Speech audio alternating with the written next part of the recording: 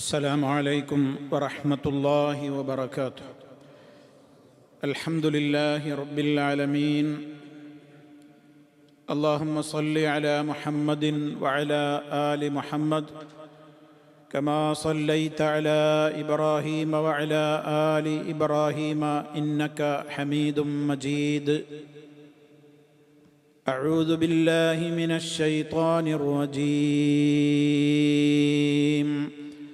الله الذي خلق السماوات والأرض وما بينهما في 6 أيام ثم استوى على العرش ما لكم من دونه من ولي ولا شفيع أفلا تتذكرون.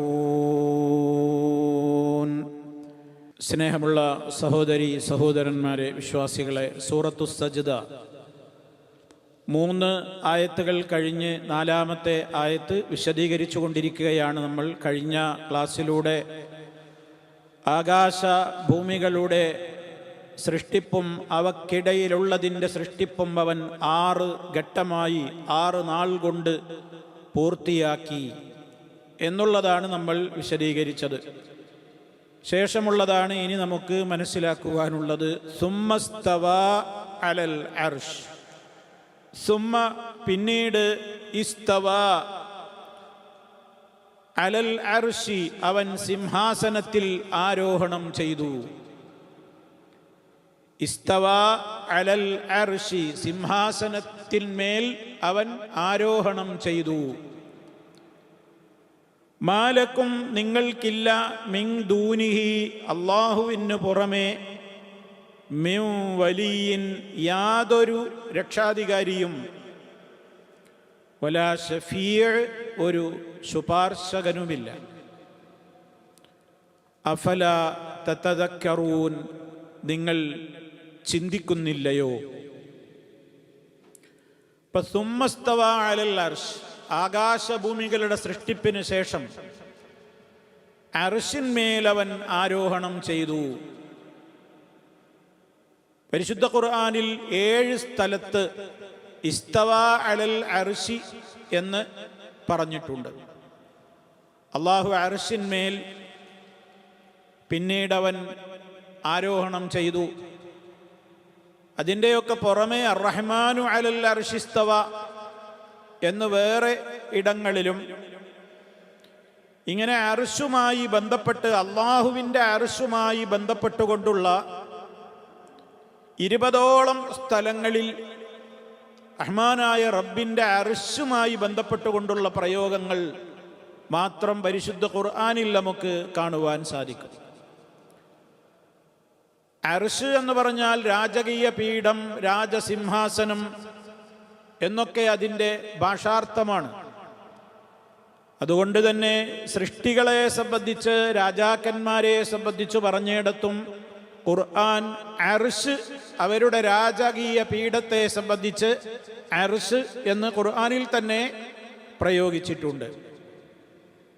മഹാനായ യൂസുഫ് നബി അലൈഹിസ്സലാം 11 നക്ഷത്രങ്ങളും സൂര്യനും ചന്ദ്രനും എൻ്റെ മുമ്പിൽ വണങ്ങുന്നതായി ഞാൻ സ്വപ്നം കണ്ടു എന്ന് പിതാവായ യഅ്ഖൂബ് അലൈഹിസ്സലാമിനോട് പറഞ്ഞ, പിന്നീട് ആ സ്വപ്നം പുലർന്ന ചരിത്രം നമ്മൾ കേട്ടവരാണ്. 11 സഹോദരങ്ങളും യൂസുഫ് അലൈഹിസ്സലാമിൻ്റെ മാതാപിതാക്കളും യൂസുഫ് നബി അലൈഹിസ്സലാമിൻ്റെ മുന്നിൽ വന്ന് നിൽക്കുന്ന കാഴ്ച പിന്നീട് ഈ ചെറുപ്പത്തിൽ കണ്ട സ്വപ്നത്തിൻ്റെ സാക്ഷാത്കാരമെന്ന നിലക്ക് അല്ലാഹു തആല സൂറത്ത് യൂസുഫിൽ തന്നെ പറയുന്നുണ്ട്. അവിടെ സൂറത്ത് യൂസുഫിൽ അവസാനം ആ സംഗമം നടക്കുന്ന അവസരത്തിൽ ബാപ്പയും ഉമ്മയുമൊക്കെ യൂസുഫ് അലൈഹിസ്സലാമിൻ്റെ അടുക്കലേക്ക്, ഈജിപ്തിലേക്കുള്ള ആ കൊട്ടാരത്തിലേക്ക് വന്നപ്പോൾ അവിടെ റഫഅ അബവൈഹി അലൽ അർശി എന്ന് പറയുന്നുണ്ട്. മാതാപിതാക്കളെ അർശിന്മേൽ കയറ്റിയിരുത്തി, യൂസുഫ് അലൈഹിസ്സലാമിൻ്റെ അർശിന്മേൽ കയറ്റിയിരുത്തി എന്നവിടെ യൂസുഫ് നബി അലൈഹിസ്സലാമുമായി ബന്ധപ്പെട്ടുകൊണ്ടുള്ള അവിടെയും അർശ് പ്രയോഗിക്കുന്നുണ്ട്. അതുപോലെ തന്നെ സൂറത്തു നംലിൽ ബിൽഖീസ് രാജ്ഞിയുടെ ചരിത്രം പറയുന്നിടത്ത് ഹുദ്ഹുദ് എന്ന മരക്കൊത്തി പക്ഷി കണ്ട കാഴ്ച വിവരിക്കുമ്പോൾ സുലൈമാൻ നബി അലൈഹിസ്സലാമിനോട് ആ ഹുദ്ഹുദ് എന്ന മരക്കൊത്തി പക്ഷി അതിന് മനസ്സിലാക്കാൻ സാധിച്ച കാഴ്ച, സുലൈമാൻ നബിയുടെ പട്ടാളത്തിലുള്ളതാണല്ലോ പക്ഷികളുമൊക്കെ, പക്ഷികളുടെ ചീഫ് കമാൻഡറായി അറിയപ്പെട്ടിരുന്നതാണ് ഹുദ്ഹുദ്. അതൊരു മരക്കൊത്തി പക്ഷിയായിരുന്നു, നമ്മൾ പഠിച്ചവരാണ്. ആ പക്ഷി വന്നുകൊണ്ട് പറയുന്നുണ്ട്, ഊതിയതു മിൻ കുല്ലി ശൈഇൻ വലഹാ അർശുൻ അളീം. അവൾക്കൊരു വലിയ സിംഹാസനമുണ്ട്, ഞാനത് കണ്ടിട്ടാ വരുന്നത് എന്ന്. അപ്പോൾ ബിൽഖീസ് രാജ്ഞിയുടെ സിംഹാസനത്തെ സംബന്ധിച്ചും ഖുർആൻ പ്രയോജനം തന്നെയാണ് അർശ് എന്ന് തന്നെയാണ്.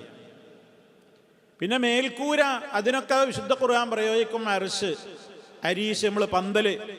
അതേപോലെ തന്നെ ഉയർന്നു നിൽക്കുന്ന എന്തും പീഠങ്ങളിലൊക്കെ എന്ത് പ്രയോഗിക്കും? ഈ അർശ്, അല്ലെങ്കിൽ അതിൽ നിന്ന് ഉത്ഭൂതമാകുന്ന പ്രയോഗങ്ങൾ പരിശുദ്ധ ഖുർആനിൽ നമുക്ക് കാണുവാൻ സാധിക്കും. അതിൽ നിന്നൊക്കെ വ്യത്യസ്തമാണ് അർശുർ റഹ്മാൻ. അല്ലാഹു സുബ്ഹാനഹു വ തആലയുടെ അർശ് എന്ന് പറയുമ്പോൾ അവൻ ഇസ്തവാ അലൽ അർശി എന്നാണ് ഇവിടെ ഖുർആനിൽ ഇവിടെ പ്രയോഗിക്കുന്നത്. ഇസ്തവാ എന്നുള്ളതിന് അതിനോട് കൂടെ മറ്റു ഒരു അക്ഷരങ്ങളും ചേരാതെ സ്വന്തമായി പറഞ്ഞാൽ കമുല, തമ്മ എന്നൊക്കെയാണ് അർത്ഥം. പൂർത്തിയായി, പൂർണ്ണമായി എന്നാണ്. വെറും ഇസ്തവ എന്ന് പ്രയോഗിച്ചാൽ അറബിയിൽ എന്താ അർത്ഥം? പൂർണ്ണമായി, പൂർത്തിയായി എന്നൊക്കെയാണ് അതിൻ്റെ ഭാഷാർത്ഥം. എന്നാൽ ഈ ഇസ്തവയോട് ചില അക്ഷരങ്ങൾ ചേർന്ന് വരും. ആ ചേർന്ന് വരുന്നതിനനുസരിച്ച് അതിൻ്റെ അർത്ഥതലങ്ങൾ മാറും. ഒറ്റക്ക് പറയുമ്പോൾ ഞാൻ പറഞ്ഞു ഇസ്തവ എന്ന് പറഞ്ഞാൽ തമ്മ, കമുല, പൂർത്തിയായി എന്നൊക്കെയാണ്. അതേ അവസരത്തിൽ ഇസ്തവ വ എന്ന് ചേർന്ന് വന്നാൽ, ഇപ്പോൾ ഉദാഹരണമായിട്ട് ഇസ്തവൽ മാഉ വൽ ഖശബു, മാവും ഖശബും സമമായി, അപ്പോൾ വെള്ളം മരത്തടിയും സമമായിട്ട് ഇങ്ങനെ നിന്നു. അപ്പോൾ അവിടെ സമമായി എന്നുള്ള ഉദ്ദേശമാണ്, ഒരേ ലെവലിൽ ഇങ്ങനെ നിന്നു എന്നാണ് അവിടെ വാവ് ഇസ്തവയോട് ചേരുമ്പോൾ. ഇനി അതേപോലെ തന്നെ ഖുർആനിൽ ഇസ്തവ ഇല എന്ന് കാണും. സൂറത്തുൽ ബഖറയിൽ കാണാം, അള്ളാഹു ആകാശഭൂമികളെ പടച്ചു, ഭൂമിയിലുള്ളതൊക്കെ അവൻ നിങ്ങൾക്ക് വേണ്ടി പടച്ചു. സുമ്മസ്തവ ഇലസ്സമായി ഫസവ്വാഹുന്ന സബഅ സമാവാത്തിൻ, പിന്നീട് അവൻ ആകാശത്തിലേക്ക് തിരിഞ്ഞു എന്നാണ് അവിടെ. അപ്പൊ ഇസ്തവ ഇല എന്ന് പറഞ്ഞാൽ എന്താണ്? ഖസദ, അതിനെ ലക്ഷ്യം വെച്ചു എന്നാണ് അവിടെ അർത്ഥം വരിക. ഇസ്തവ ഇല, ഇസ്തവ ഇലസ്സമായി എന്നാണ് അവിടെ പറഞ്ഞത്. ആകാശത്തിലേക്ക് അവൻ ലക്ഷ്യം വെച്ചു, അതാണ് ഖസദ ആ പ്രയോഗം. അതിൽ നിന്നൊക്കെ വ്യത്യസ്തമായിട്ട് ഇവിടെ ഇപ്പം എന്താ വന്നത്? ഇസ്തവ അല. ഇസ്തവ അല എന്ന് പറഞ്ഞാൽ ഒന്നിനു മുകളിലായി, ഉയർന്നു നിന്നു, മേലെ കയറി എന്നൊക്കെ പ്രയോഗിക്കാനാണ് ഏത് പ്രയോഗിക്കുക? ഇസ്തവ അല. ഖുർആനിൽ ഇതുമായി വന്ന അള്ളാഹുവിൻ്റെ അർശുമായിട്ട് ബന്ധമില്ലാതെ തന്നെ ഈ ഇസ്തവ അല എന്നുള്ള പ്രയോഗം നമുക്ക് കാണാൻ സാധിക്കും. അതിൽ നിന്ന് തന്നെ നമുക്കതിൻ്റെ ഭാഷാർത്ഥം മനസ്സിലാക്കാൻ വേണ്ടി ഞാനത് ഓർമ്മപ്പെടുത്തുന്നു. ഖുർആനിൽ കാണാം, ലിതസ്തവൂ അലാ ദുഹൂരിഹി സുമ്മ തദ്കുറൂ നിഅമത റബ്ബിക്കും ഇദസ്തവൈതും അലൈഹി വതഖൂലൂ സുബ്ഹാനല്ലദീ സഖറ ലനാ ഹാദാ വമാ കുന്നാ ലഹു മുഖ്രിനീൻ വഇന്നാ ഇലാ റബ്ബിനാ ലമുൻഖലിബൂൻ. നമുക്ക് അള്ളാഹു വാഹനത്തെ കീഴ്പ്പെടുത്തി തന്നതിനെ സംബന്ധിച്ച് ആ നിഅമത്തിനെ പറ്റി അള്ളാഹു പറയുന്നുണ്ട്. അന്ന് ഖുർആൻ ഇറങ്ങുന്ന കാലഘട്ടത്തിലെ വാഹനം കാലികളാണ്. ഒട്ടകം, കുതിര പോലെ, കഴുത പോലെയുള്ള വസ്തുക്കളാണ്. അവയൊക്കെ സൃഷ്ടിച്ച് നൽകിയതിനെപ്പറ്റി അള്ളാഹ് പറയുന്നത് എന്താണ്? ലി തസ്തവൂ അലാ ളുഹൂരിഹി. കണ്ടോ? ലി തസ്തവൂ അലാ ളുഹൂരിഹി, അതിൻ്റെ പുറത്ത് നിങ്ങൾ കയറിയിരിക്കാൻ. കണ്ടോ? തസ്തവൂ അല, ഇസ്തവ യസ്തവി, തസ്തവൂ, നിങ്ങൾ കയറിയിരിക്കാൻ, അലാ ലഹരിഹി, അതിൻ്റെ പുറത്ത്. സുമ്മ തദ്കുറൂ നിഅമത റബ്ബിക്കും, പിന്നീട് നിങ്ങൾക്ക് നിങ്ങളുടെ റബ്ബ് ചെയ്ത നിഅമത്തിനെ നിങ്ങൾ ഓർക്കാനും. ഇപ്പൊ ബിസ്മില്ല എല്ലിയിട്ടാ നമ്മൾ വാഹനം സ്റ്റാർട്ട് ചെയ്യുന്നത്. സുമ്മ തദ്കുറൂ നിഅമത റബ്ബിക്കും, എപ്പോൾ? ഇദസ്തവൈതും അലൈഹി, ആ മൃഗത്തിന്റെ പുറത്ത് നിങ്ങൾ കയറിയിരുന്നാൽ. കണ്ടോ? ഇസ്തവൈത്തും, ഇസ്തവ അല എന്നുള്ള പ്രയോഗം പറയാനാണ് ഞാനത് ഓർമ്മപ്പെടുത്തുന്നത്. ഇസ്തവൈത്തും അലൈഹി, നിങ്ങൾ ആ മൃഗത്തിന്റെ പുറത്ത് കയറിയിരുന്നാൽ വതഖൂലു, നിങ്ങൾ എന്ത് പറയണം? സുബ്ഹാനല്ലദീ സഖറ ലനാ ഹാദാ വമാ കുന്നാ ലഹു മുഖ്രിനീൻ വഇന്നാ ഇലാ റബ്ബിനാ ലമുൻഖലിബൂൻ. ഖുർആൻ പറഞ്ഞതാണത്. നബി സല്ലല്ലാഹു അലൈഹി വസല്ലം നമുക്കത് പഠിപ്പിച്ചു തന്നു. നമ്മൾ ഇന്നും നമ്മുടെ വാഹനങ്ങളിൽ കയറുമ്പോൾ നമ്മളത് പറയുന്നു.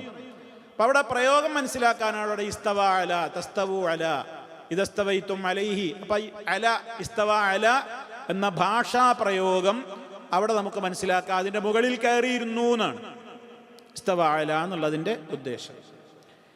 ഇനി പിന്നെ നൂഹ് നബി അലൈഹിസ്സലാമിൻ്റെ കപ്പലുമായി ബന്ധപ്പെട്ടുകൊണ്ട് പറയുന്നിടത്ത് അള്ളാഹു പറയുന്നുണ്ട്, ആ കപ്പൽ കുറെ ഇങ്ങനെ സഞ്ചരിച്ചു, അവസാനം അത് വസ്തവത്ത് അലൽ ജൂദി, ജൂദി പർവ്വതത്തിന്മേൽ അത് നങ്കൂരമിട്ടു. ജൂദി പർവ്വതത്തിന്മേൽ അതങ്ങനെ കയറി നിലയുറപ്പിച്ചു. ജൂദി പർവ്വതം നല്ല ഉയരമുള്ള പർവ്വതം, അതിൻ്റെ മുകളിലായിട്ട് അതങ്ങനെ നിന്നു. അപ്പൊ അവിടെ എന്താ പറഞ്ഞത്? വസ്തവത്ത് കണ്ടോ, ഇസ്തവത്ത് ആ കപ്പൽ, അലൽ കണ്ടോ, ഇസ്തവ അലൽ ജൂദി, ജൂദി പർവ്വതത്തിന്മേൽ അത് കയറി അത് നിലയുറപ്പിച്ചു, അവിടെ നിന്നു എന്ന്. അപ്പൊ ഇങ്ങനെ ഖുർആനിൽ ഇസ്തവ എന്നുമായി ബന്ധപ്പെട്ടുകൊണ്ട് അള്ളാഹുവിൻ്റെ അർശുമായിട്ട് ബന്ധപ്പെട്ടുകൊണ്ട് അല്ലാതെ തന്നെ നമുക്കിതിൻ്റെ ഭാഷാ പ്രയോഗങ്ങൾ മനസ്സിലാക്കുവാൻ വേണ്ടിയുള്ള ആയത്തുകളാണ് ഇപ്പം നമ്മൾ കേട്ടത്. പിന്നെ ഇസ്തവ ഇല എന്ന് വന്നാൽ അതിൻ്റെ അർത്ഥം എന്താണെന്ന് നമ്മൾ മനസ്സിലാക്കി. വെറും ഒന്നിനോടും ചേരാതെ ഇസ്തവ എന്ന് പറഞ്ഞാൽ എന്താണ് ഭാഷയിൽ അർത്ഥം നമ്മൾ മനസ്സിലാക്കി. ഇസ്തവ വ എന്നുള്ളത് ചേർന്ന് വന്നാൽ എന്താണ് ഇതിൻ്റെ അർത്ഥം എന്ന് നമ്മൾ മനസ്സിലാക്കി. അപ്പം ഇതിലൊക്കെ വ്യത്യസ്തങ്ങളായ അർത്ഥങ്ങളാണുള്ളത്. അപ്പം ഇവിടെ അള്ളാഹുവിൻ്റെ അർശിനെ സംബന്ധിച്ചിടത്തോളം സുമ്മ പിന്നീട് അള്ളാഹു ഇസ്തവ അവൻ ഉപവിഷ്ടനായി, ആരോഹണം ചെയ്തു എന്ന് പറഞ്ഞാൽ അവൻ കയറി, അലൽ അർശി അർശിന്മേൽ, അർശിന്മേൽ അവൻ ആരോഹണം ചെയ്തു. അതിന് സിംഹാസനസ്ഥനായി എന്നൊക്കെ ഭാഷയിൽ നമ്മൾ പറയും. സിംഹാസനസ്ഥനായി, സിംഹാസനത്തിലേറി എന്നൊക്കെ അതിൻ്റെ അർത്ഥങ്ങളായിട്ട് സാധാരണ പരിഭാഷയിൽ പറയാറുണ്ട്. അള്ളാഹുവിൻ്റെ അർശിനെ സംബന്ധിച്ച് അഹ്ലുസുന്ന വിശ്വസിക്കേണ്ടത് എപ്രകാരമാണ് എന്ന് നമുക്ക് ചില കാര്യങ്ങൾ അറിയാനുണ്ട്. നമ്മൾ ചെറുപ്പത്തിലേ നമ്മൾ കേൾക്കുന്നതാണ് അള്ളാഹുവിനെ സംബന്ധിച്ച് അവൻ്റെ അർശ്. അതുപോലെ തന്നെ നമ്മൾ ദിനേന 6 തവണ നമ്മൾ പറയുന്നുണ്ട് വസിഅ കുർസിയുഹു സമാവാതി വൽ അർള്. അപ്പം അർശിനോടൊപ്പം തന്നെ പറയുന്നൊരു വേർഡാണെന്ത്? കുർസി. അപ്പോൾ അർശ്, കുർസി ഇതൊക്കെ എന്താ നമ്മളിങ്ങനെ പറയും. പക്ഷേ ഇതിൻ്റെയൊക്കെ മഹത്വവും ഇതിൻ്റെയൊക്കെ പ്രാധാന്യവും എത്രത്തോളം നമ്മൾ അഹ്ലുസുന്ന പഠിപ്പിക്കപ്പെട്ടിട്ടുണ്ട്, നമ്മളത് മനസ്സിലാക്കേണ്ടതുണ്ട് എന്ന് നമ്മൾ അറിഞ്ഞിരിക്കണം. അർശിനെ സംബന്ധിച്ച് നമുക്ക് ഒരു ചുരുങ്ങിയ വിവരണങ്ങളെങ്കിലും നമ്മുടെ മനസ്സിലുണ്ടാകണം. ഒന്ന്, അർശിനെ സംബന്ധിച്ച് അല്ലാഹു സുബ്ഹാനഹു വ തആല അത് പഠിപ്പിച്ചു തന്നിട്ടുള്ളതിൻ്റെ ഒരുപാട് അധ്യാപനങ്ങളുടെ വെളിച്ചത്തിൽ മുഫസ്സിരീങ്ങളെല്ലാം രേഖപ്പെടുത്തിയൊരു കാര്യമുണ്ട്. വഹുവ അഅ്ളമുൽ മഖ്ലൂഖാതി വ ഔസഉഹാ. സൃഷ്ടിലോകത്ത് സൃഷ്ടികളിൽ ഏറ്റവും വലിയ സൃഷ്ടിയാണ്, ഏറ്റവും വലിയതും വിശാലമായതുമായ ഒരു സൃഷ്ടിയാണ്, ഒരു വസ്തു തന്നെയാണെന്ത്? അർശ്. ഒരു അലങ്കാര പ്രയോഗമൊന്നുമല്ല അത്, അങ്ങനെ ഒരു സംഗതിയൊന്നുമില്ല. അതൊക്കെ ഒരു അലങ്കാര പ്രയോഗമാണ് എന്ന് ചില ആൾക്കാർ പിൽക്കാലത്ത് പറഞ്ഞിട്ടുണ്ട്. അതുകൊണ്ടാണ് ഞാൻ തുടക്കത്തിൽ തന്നെ അത് പറയുന്നത്. എന്ത് തരം അലങ്കാര പ്രയോഗമൊന്നുമല്ല. അർശ് എന്ന് പറഞ്ഞിട്ടൊരു വസ്തു, ഒരു സാധനം ഉണ്ട്. അള്ളാഹുവിൻ്റെ സൃഷ്ടികളിൽ ഏറ്റവും വലുതും വിശാലമായതും ഏതാണ്? അർശാണ്. അത് കഴിഞ്ഞാൽ ഏതാണ്? കുർസിയാണ്. അത് കഴിഞ്ഞാൽ കുർസിയാണ്. അർശിനെ സംബന്ധിച്ച് അല്ലാഹു സുബ്ഹാനഹു വ തആല ഖുർആനിൽ ഞാൻ നേരത്തെ പറഞ്ഞല്ലോ, അവനെ തന്നെ പരിചയപ്പെടുത്തുന്നിടത്ത് പറഞ്ഞു ദുൽ അർശിൽ മജീദ്. അവൻ അർശുടയവനാണ്. അൽ മജീദു എന്ന് വായനയുണ്ട്, അതാണ് ശരിയായ വായന. ദുൽ അർശിൽ മജീദ്, അത് അവൻ മഹാനുമാണ്, മജീദുമായവനാണ് അവൻ. ഇനി അൽ മജീദീന്നും ഖിറാഅത്തുണ്ട്, ദുൽ അർശിൽ മജീദ്. അപ്പൊ അത് ഏതിൻ്റെ വിശേഷണമാകും? അർശിന്റെ വിശേഷണമാകും. മഹത്തായ മജീദായ സിംഹാസനം. രണ്ടായാലും കുഴപ്പമൊന്നുമില്ല, 2 നിലക്കും വ്യാഖ്യാനിക്കപ്പെട്ടിട്ടുമുണ്ട്. 2 ഖിറാഅത്തും അവിടെ ഉണ്ട് താനും. പിന്നെ ഈ ഖുർആനിൽ കാണാം വഹുവ റബ്ബുൽ അർശിൽ അളീം. മഹത്തായ സിംഹാസനത്തിന്റെ റബ്ബാണവൻ. അള്ളാഹുവിലേക്കൊക്കെ ചേർത്ത് പറയാ ഏറ്റവും വലുതിനെ സംബന്ധിച്ച വലിയ മഹത്വമുള്ളതിനെ സംബന്ധിച്ച ലാ ഇലാഹ ഇല്ലാഹു റബ്ബുൽ അർശിൽ കരീം. അവിടെ അൽ കരീം, അൽ അർശിൽ കരീം. പിന്നെ കരീമായ റബ്ബിന്റെ മഹത്വമേറിയ അർശ്. ഇങ്ങനെ റബ്ബിന്റെ അർശിനെ ഇങ്ങനെ പുകഴ്ത്തിക്കൊണ്ട് അള്ളാഹു തന്നെ പറഞ്ഞിട്ടുണ്ട്. അപ്പോൾ അർശിനെ കുറിച്ച് നമ്മൾ മനസ്സിലാക്കേണ്ടത് കേവലം അതൊരു രാജപീഠമോ ഒരു കസേരയോ ഒരു ഇരിപ്പിടമോ ഒരു രാജാവിൻ്റെ സിംഹാസനമോ എന്നൊന്നുമല്ല. നമ്മൾ അള്ളാഹുവിൻ്റെ അർശിനെ കുറിച്ച് പറയുമ്പോൾ തന്നെ നമ്മുടെ മനസ്സിൽ ലോകത്തുള്ള ഒരു അർശും വരാനും പാടില്ല. കാരണം റബ്ബ് അങ്ങനെയല്ലേ. റബ്ബ് എന്ന് പറഞ്ഞാൽ ലൈസക മിസ്ലിഹി ഷൈഉൻ, അവനെപ്പോലെ ഒന്നുമില്ല. പിന്നെ അവൻ്റെ അർശ് എങ്ങനെ നമുക്ക് മനസ്സിലാവുക? എന്നാൽ ആ അർശിനെ പറ്റി അള്ളാഹു എന്തൊക്കെ പറഞ്ഞോ അതൊക്കെ നമ്മൾ വിശ്വസിക്കും വേണം. ആ അർശിനെ കുറിച്ച് എന്തൊക്കെ ഖുർആൻ പറഞ്ഞോ ഹദീസ് പറഞ്ഞോ അതൊക്കെ നമ്മൾ വിശ്വസിക്കും. ഒന്നിനെയും നമ്മൾ തള്ളാൻ പോകുന്നില്ല. നമുക്ക് മനസ്സിലായതേ അംഗീകരിക്കുള്ളൂ, അല്ലാത്തതൊക്കെ നമ്മൾ വ്യാഖ്യാനിച്ച് ഒപ്പിക്കും എന്ന് പറയാനും പറ്റില്ല. നമ്മുടെ വ്യാഖ്യാനങ്ങൾക്കൊക്കെ അപ്പുറത്താണ് വഹയിലൂടെ നമുക്ക് പഠിപ്പിച്ചു തന്നിട്ടുള്ള നിയമങ്ങളൊക്കെ. അവിടെ ഒന്നും നമ്മുടെ വ്യാഖ്യാനങ്ങളുടെ വ്യാഖ്യാന ലോകത്തൊന്നും അതൊന്നും ഒതുങ്ങൂല. അപ്പം അതുകൊണ്ട് അർശ് എന്ന് പറയുമ്പോൾ തന്നെ, അള്ളാഹിൻ്റെ അർശ് എന്ന് പറയുമ്പോൾ തന്നെ അതിനൊരു വലിയ മഹത്വമുണ്ട്. അവൻ സൃഷ്ടിച്ച സൃഷ്ടികളിൽ വലിയ സൃഷ്ടിയും ഏറ്റവും വിശാലമായതുമാണ് അവൻ്റെ അർശും. അത് കഴിഞ്ഞാൽ പിന്നെ അവൻ്റെ കുർസിയും അത്രത്തോളം വിശാലമാണ്. കുർസിയിനെ കുറിച്ച് പറഞ്ഞിടത്ത് പോലും അള്ളാഹ് പറഞ്ഞത് എന്താ? വസിഅ കുർസിയുഹു സമാവാതി വൽ അർദ് എന്നാ പറഞ്ഞത്. അപ്പോൾ നോക്കി നിങ്ങൾ, വസിഅ കുർസിയുഹു സമാവാതി വൽ അർദ്. അവൻ്റെ കുർസി അർശല്ല, അവൻ്റെ കുർസി ആകാശഭൂമികളോളം വിശാലമായി ചൂഴ്ന്നു നിൽക്കുന്നു. കുർസി എന്ന് പറഞ്ഞാൽ തന്നെ ഹദീസിൽ പറഞ്ഞത് എന്താണ്? മൗളിഉ ഖദമൈ റഹ്മാൻ ആണ്. റഹ്മാനായ റബ്ബിന്റെ പാദപീഠമാണ് കാലുവെക്കുന്ന സ്ഥലം. പാദപീഠം എന്നാണ് അവിടെ പറഞ്ഞത്. കാലുവെക്കുന്ന സ്ഥലം എന്ന് പറയുമ്പോൾ നിങ്ങൾ അങ്ങനെ ദുന്യാവിലുള്ള ഒന്നുമായിട്ടും സാദൃശ്യപ്പെടുത്തരുത്. അള്ളാഹുവിൻ്റെ പാദപീഠം എന്നേ അവിടെ പറയാൻ പറ്റുള്ളൂ. അതപ്പോൾ കുർസി. അപ്പം അർശത്രേ. അപ്പം അർശിനെ നമ്മൾ എങ്ങനെ മനസ്സിലാക്കുക? ഒരു ഭാവനയിലും ഒതുങ്ങൂല. അത്രത്തോളം വിശാലമാണ് അർശ്. കുർസി തന്നെയും ആകാശഭൂമികളോളം വിശാലം. ചില ആൾക്കാർ മനസ്സിലാക്കി അർശും കുർസിയൊക്കെ ഒന്ന് തന്നെയാണ്. അല്ല, രണ്ടും രണ്ടാണ്. അർശ് വേറെ, അർശ് എന്ന മഖ്ലൂഖ് വേറെ, കുർസി എന്ന മഖ്ലൂഖ് വേറെ. രണ്ടും രണ്ടായിട്ട് തന്നെയാണ് നമ്മൾ വിശ്വസിക്കേണ്ടത്. നമ്മൾ പറയണത് എന്താ വെച്ചാൽ എപ്പോഴും കേൾക്കൂല. അർശ് കുർസി എന്നൊക്കെ പറയുന്നല്ലോ, നമുക്കതിനെ പറ്റി ഒരു ധാരണയൊന്നുമില്ല. അതുകൊണ്ടാണ് അഹ്ലുസുന്നത്ത് ഇപ്രകാരം നമ്മൾ മനസ്സിലാക്കണം. അതേപോലെ നമ്മൾ അത് മനസ്സിലാക്കിയിരിക്കണം. ഇനി ആദ്യ സൃഷ്ടി ഏതാണ് എന്നുള്ളത് പണ്ഡിത ലോകത്തൊരു ചർച്ച ഉണ്ട്. ഭൂരിപക്ഷം മുഫസ്സിരീങ്ങളും അഭിപ്രായപ്പെട്ടത് അള്ളാഹുവിൻ്റെ ആദ്യ സൃഷ്ടി അർശാണ് എന്നാണ്. അള്ളാഹുവിൻ്റെ ആദ്യ സൃഷ്ടി അർശാണ്. പരിശുദ്ധ ഖുർആനിൽ ആകാശഭൂമികളുടെ സൃഷ്ടിപ്പിനെ സംബന്ധിച്ച് പറയുന്നിടത്ത് വഹുവല്ലദീ ഖലഖസ് സമാവാതി വൽ അർള ഫീ സിത്തത്തി അയ്യാമിൻ, നമ്മൾ കഴിഞ്ഞ ക്ലാസ്സിൽ പറഞ്ഞു 6 നാൾ കൊണ്ട് ആകാശഭൂമികളെ സൃഷ്ടിച്ചു. എന്നിട്ട് പറയുന്ന വാചകം നോക്കൂ, വകാന അർശുഹു അലൽ മാഇ, അവൻ്റെ അർശ് വെള്ളത്തിന് മീതെയായിരുന്നു. അപ്പം അർശ് ആദ്യമുണ്ട്, അത് വെള്ളത്തിന് മീതെ എന്ന് പറഞ്ഞാൽ നമുക്ക് പരിചയമുള്ള വെള്ളമായിക്കൊള്ളണമെന്നില്ല. അതെന്താന്ന് അള്ളാഹുവിനെ അറിയുള്ളൂ, നമുക്ക് പറഞ്ഞു തന്നിട്ടില്ല. മാ എന്ന് പറയുന്നൊരു മഖ്ലൂഖ് ഉണ്ട്, അന്നുണ്ട്. പക്ഷെ അതെന്താണ് ശാസ്ത്രം അംഗീകരിച്ചാലും ഇല്ലെങ്കിലും അള്ളാഹു താല പറഞ്ഞു തന്നു, നമുക്കത് അറിഞ്ഞൂടാ.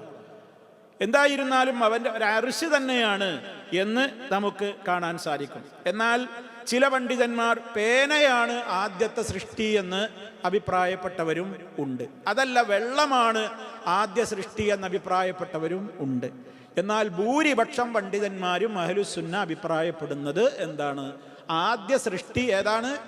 അർശാണ്. ഇനി അഹ്ലുസുന്ന അല്ലാത്ത പഴച്ച പുത്തംവാദികൾ അഭിപ്രായപ്പെടുന്നത് ആദ്യ സൃഷ്ടി മുഹമ്മദ് നബി സല്ലല്ലാഹു അലൈഹി വസല്ലമിന്റെ നൂറാണ് എന്നാണ്. അതിനതിൽക്കൊന്നും കൂട്ടണ്ട. ഇതൊക്കെ അഹ്ലുസുന്നയുടെ പിന്നെ പക്ഷങ്ങളാണ് ഞാൻ പറഞ്ഞത്. മറ്റേത് അഹ്ലുൽ ബിദ്അ വൽ ഖുറാഫാത്ത് വൽ ദലാലാത്ത് എന്നൊക്കെ പറയാം. ബിദ്അത്തിൻ്റെയും ദലാലത്തിൻ്റെയൊക്കെ ആൾക്കാർ പറയുന്നത് ലോകത്ത് ആദ്യമായി സൃഷ്ടിച്ചത് മുത്തുനബിയുടെ ഒളിയാണ്, നബിൻ്റെ നൂറാണ്. എന്നിട്ട് ആ നൂറിങ്ങനെ കുറേ ഓടി ഓടി അയിന്ന് വിയർപ്പ് വെസർത്ത് അങ്ങനെ പറയാം, വെസർത്ത് തുള്ളി, ഒരു തുള്ളി ഉണ്ടായി. ആ തുള്ളിന്ന് പിന്നെ അള്ളാഹു തആല ആകാശഭൂമികളെ പടച്ചു, മലക്കുകളെ പടച്ചു, നബിമാരെ പടച്ചു എന്നൊക്കെയാണ് പിന്നെ പറയാൻ. അതിനൊന്നും ഒരു അസലും ഇല്ല. തല വല വാല അങ്ങനെയൊക്കെ ഒന്നുണ്ട് എന്ന് മനസ്സിലാക്കുക. പക്ഷേ നമ്മളിപ്പോൾ അതിന് തലയും വാലും ഒന്നും ഇല്ല എന്ന് പറഞ്ഞിട്ട് കാര്യമൊന്നുമില്ല. ഭൂരിപക്ഷം ജനങ്ങൾ അതാണ് എന്ത് ചെയ്യണത്? വിശ്വസിക്കണത്. ഇവിടെ ആദ്യം സൃഷ്ടിച്ചത് മുത്തുനബിയുടെ നൂറാണ് എന്നാണ്. ഇതന്നെ കള്ള ഹദീസുണ്ട്. അവ്വലു മാ ഖലഖല്ലാഹു നൂരി, അവ്വലു മാ ഖലഖല്ലാഹു നൂരി നബി തങ്ങൾ പറഞ്ഞു എന്നാണ്. ജാബിർ റളിയല്ലാഹു അൻഹുവിനെ വിളിച്ചിട്ട്, ജാബിറേ, അള്ളാഹു ആദ്യമായി പടച്ചത് എൻ്റെ പ്രകാശത്തെയാകുന്നു. തെളിവില്ല ഞങ്ങൾ വിചാരിച്ച്. തെളിവുണ്ട്, പക്ഷെ വെളിവുള്ള തെളിവില്ല. അതാണ് സംഭവം. തെളിവിപ്പോൾ എല്ലാവർക്കും ഉണ്ടല്ലോ, ആർക്കത് തെളിവില്ലാത്ത, പക്ഷെ വെളിവ് വേണം, അതില്ല. അതാണ് വ്യത്യാസം. അതിപ്പോ നിങ്ങൾ ഏതിന് നോക്കിയേ, നമുക്ക് പറയാൻ പോകേണ്ട അർശിനെ കുറിച്ചൊക്കെ പറയണ സൂഫിയാളെ വിശ്വാസം, അവർക്ക് എല്ലാത്തിനും ഒക്കെ എന്തും പറയാലോ. ഇത്ര മഹത്വമുള്ള അർശൊക്കെ അവർക്കൊന്നൊരു വിഷയമല്ല. അപ്പൊ അല്ലാഹു സുബ്ഹാനഹു വ തആലയുടെ അർശ് എന്ന് പറയുമ്പോൾ ആ അർശിനെ സംബന്ധിച്ചിടത്തോളം ഇസ്ലാം നമുക്ക് വളരെ ഗൗരവത്തോടു കൂടെയാണ് നമുക്ക് പഠിപ്പിച്ചു തന്നിട്ടുള്ളത്. അതുകൊണ്ട് തന്നെ അല്ലാഹു അവൻ്റെ അർശിൽ ഉപവിഷ്ടനായി എന്ന് പറയുമ്പോൾ അതിനെ പിൽക്കാലക്കാരായ ആളുകൾ വ്യാഖ്യാനിക്കുകയാണ് ചെയ്യുന്നത്. കാരണം അർശുമ്മ കയറി ഇരിക്കുക എന്ന് പറയുമ്പോൾ അള്ളാഹ്ക്കപ്പം ഒരു സ്ഥലം ആവശ്യമുണ്ട് എന്ന് വരൂലേ? അപ്പൊ അർശ് എന്ന് പറയുന്ന ഒരു സൃഷ്ടിയെ ആശ്രയിക്കൽ വരൂലേ? ഇങ്ങനെയൊക്കെയാണ് പറഞ്ഞിട്ടാണ് അതൊന്നും ഇല്ല എന്ന് പറയുന്നത്. അതുകൊണ്ടാണ് നമ്മൾ പണ്ട് ചെറുപ്പത്തിൽ പഠിച്ചപ്പോൾ എന്ത് പഠിപ്പിച്ചത്? അള്ളാഹുവിൻ്റെ കാഴ്ചയെ പറ്റി പറഞ്ഞപ്പോൾ എന്തോ കണ്ണില്ലാതെ കാണുന്നവൻ. നിങ്ങൾ പഠിച്ചവര് എത്ര ഉണ്ട് കൈബന്ധിക്ക്? ചെറുപ്പത്തിലെ മദ്രസന്ന് സമസ്തന്റെ മദ്രസ പഠിച്ചോലൊക്കെ ഇത് പഠിച്ചിട്ടുണ്ടാവും. ഒന്ന് കൈബന്ധിച്ചാണ്. കണ്ണില്ലാതെ കാണുന്നവൻ, കാതില്ലാതെ കേൾക്കുന്നവൻ.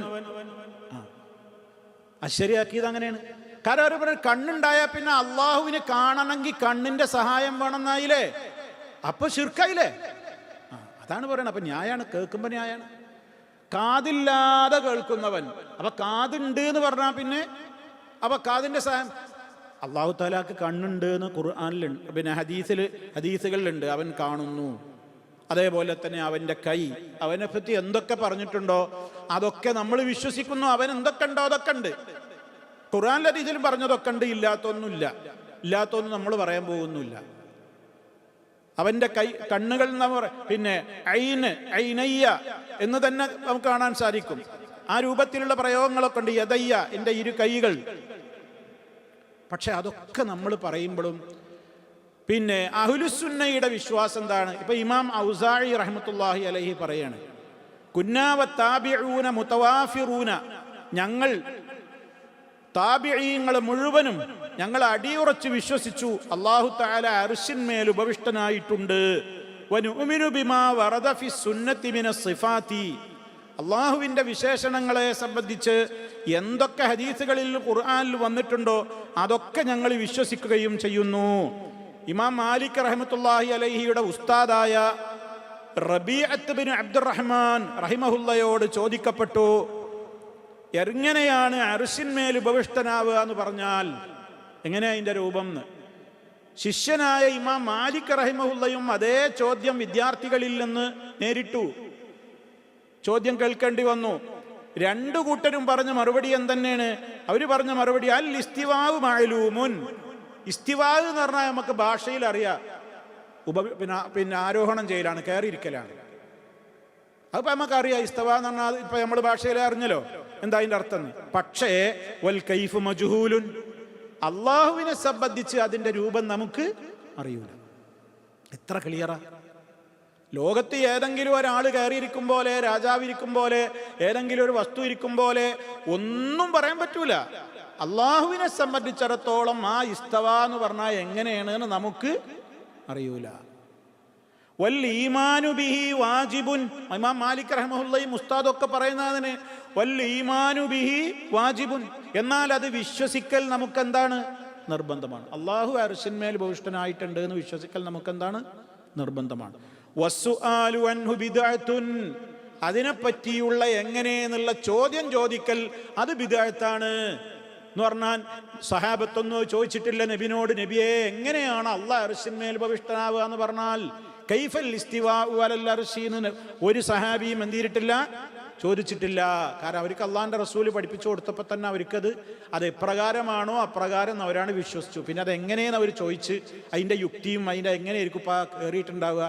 ഇന്നിപ്പോൾ അങ്ങനെയാണല്ലോ, അള്ളാഹുവിൻ്റെ ഓരോന്നും അങ്ങനെയുള്ള. ഇന്നും പലരും കളിയാക്കണത് അള്ളാഹു തആല നമ്മോട് അടുത്ത ആകാശത്തിലേക്ക് എല്ലാ രാത്രികളിലും ഇറങ്ങി വരുന്നുണ്ട് എന്ന് പറയുമ്പോൾ കണ്ടോ, അപ്പോൾ എപ്പോഴാണ് അള്ള കയറുക, ഏത് നാട്ടിലെ രാത്രിയിലാണ് ഇറങ്ങുക എന്നൊക്കെ അതിനെപ്പറ്റി തലപുകഞ്ഞാലോചിച്ച് അമേരിക്കൻ രാത്രിയിലാണോ ഇന്ത്യൻ രാത്രിയിലാണോ എന്നൊക്കെ പറഞ്ഞ് അതിനെ കളിയാക്കി അങ്ങോട്ട് കയറുക. അപ്പോൾ പിന്നെ അള്ളാഹ്ക്ക് ഇങ്ങനെ ഇറങ്ങാനല്ല കറങ്ങാനല്ലേ നേരണ്ടാവുള്ളൂ. കാരണം ലോകത്ത് 24 മണിക്കൂറും ഇങ്ങനെ രാവും പകലും മാറി മാറി വരുന്ന സ്ഥലങ്ങളുണ്ടാവൂലേ. അപ്പോൾ ഈ പറയുന്ന രൂപത്തിൽ ഇവരുടെ അള്ളാഹ്ക്ക് ഇറങ്ങാനല്ല കറങ്ങാനല്ലേ സമയം ഉണ്ടാവുള്ളൂ. ഇങ്ങോട്ട് കയറുക അങ്ങോട്ട് കയറുക അങ്ങോട്ട് കയറുക. ഇതൊക്കെ ചോദ്യം മനുഷ്യ മനസ്സുകളിൽ വരുന്നത് എന്തുകൊണ്ടാ? അള്ളാഹിനെ എന്തിനോട് സാദൃശ്യപ്പെടുത്തുമ്പോഴാണ്? സൃഷ്ടികളോട് സാദൃശ്യപ്പെടുത്തുമ്പോഴാണ്. പക്ഷെ അള്ളാഹിനെ സൃഷ്ടികളോട് സാദൃശ്യപ്പെടുത്താൻ പറ്റൂലല്ലോ. അള്ളാഹുവിനെ പോലെ എന്ന് പറയാൻ ആരേ ഉള്ളൂ? അവനേ ഉള്ളൂ. ലൈസ കമിസ്ലിഹി ഷൈഉൻ. ഇതൊക്കെ നമ്മളെ അടിസ്ഥാന വിശ്വാസങ്ങളാട്ടോ, അഹ്ലുസുന്നയുടെ അടിസ്ഥാന വിശ്വാസമാണ്. നമ്മൾ ഖുർആൻ മനഃപ്പാടമാക്കുന്ന കാലം തൊട്ട് നമ്മൾ പഠിച്ചതാണ് ഖുൽ ഹുവല്ലാഹു അഹദ് അല്ലാഹു സമദ് ലം യലിദ് വലം യൂലദ്. എന്താ അവസാനം? വലം യകുൽ ലഹു കുഫുവൻ അഹദ്. എന്താ അതിൻ്റെ അർത്ഥം? അവന് തുല്യനായി യാതൊന്നും തന്നെ ഒരാളും തന്നെ ഇല്ല. അപ്പൊ അതാണ് അത് സംബന്ധമായിട്ട് നമ്മുടെ അടിയുറച്ച വിശ്വാസം. ഇബ്നു കസീർ റഹ്മത്തുള്ളാഹി അലൈഹി വളരെ കൃത്യമായിട്ട് സൂറത്തുൽ അറാഫിൽ സുമ്മസ്തവാ അലൽ അർശി എന്ന് പറയുന്ന ഒരു ഭാഗമുണ്ട്. ഞാൻ പറഞ്ഞല്ലോ 7 സ്ഥലത്ത് ഇതുണ്ട്. ഒന്ന് സൂറത്തുൽ അറാഫിലാണ്. അറാഫിലെ ആയത്ത് വിശദീകരിക്കുന്നിടത്ത് മഹാനവറുകൾ പറയുന്നുണ്ട് സുമ്മസ്തവാ അലൽ അർശി എന്നുള്ളത് മൂപ്പര് വിശദീകരിക്കുകയാണ് കേട്ടോ. ശരിക്കും നമ്മൾ പഠിച്ചു വെക്കണം. അർശിന്മേൽ ആരോഹണം ചെയ്തു എന്ന് പറഞ്ഞാൽ ഫലിന്നാസി ഫീ ഹാദൽ മഖാമി മഖാലാത്തുൻ കസീറത്തുൻ ജിദ്ദൻ. എന്താ പറയുന്നത്?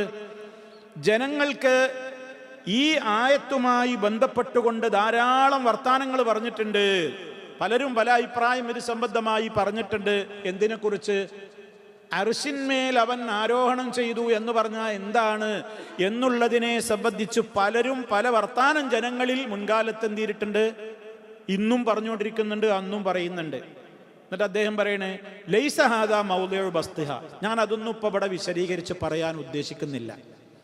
അതൊന്നും ഇപ്പം ഞാൻ എൻ്റെ തഫ്സീറിൽ അങ്ങനെ അഭിപ്രായ വ്യത്യാസങ്ങളൊന്നും പറയാൻ ഞാൻ ഉദ്ദേശിക്കുന്നില്ല. പക്ഷേ ഇനി അദ്ദേഹം പറയുന്ന വാചകം നോക്കൂ. എന്നാൽ വ ഇന്നമാ യുസ്ലഖു ഫീ ഹാദൽ മഖാമി മദ്ഹബ് സലഫ് സാലിഹ്.